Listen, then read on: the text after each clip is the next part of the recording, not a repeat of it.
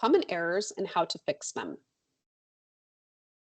One of the most frequent errors that we see within files is multiple lines of data for the same participant. If the participant has multiple lines of data denoted by Social Security number, this error message will pop up and it will show you that on rows 6 and 7, or whatever applicable rows this applies to, there is an error of a duplication of Social Security numbers. It's important that for each participant, there's one line of data so that the information is totaled and reporting properly out to the vendors. So you can either go back to the file that you started with and combine those rows and start again, or you can go ahead and download the file for editing, and it's going to highlight in red for you exactly where you need those corrections to be.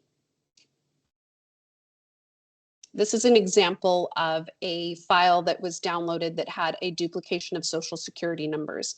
In this case, what we would do is we would just simply merge together the rows that were indicative to this participant. Another common error is missing or mismatched required fields.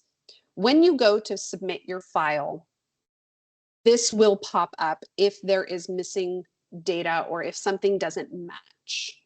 Specifically, we have to have a payroll date listed here.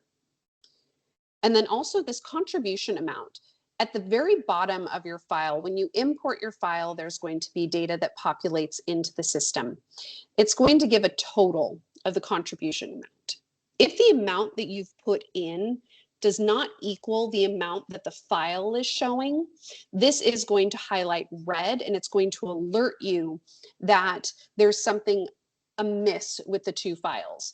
We just want to make sure that the file that's being uploaded, the contribution amount, the total, matches what you believe is being uploaded to us.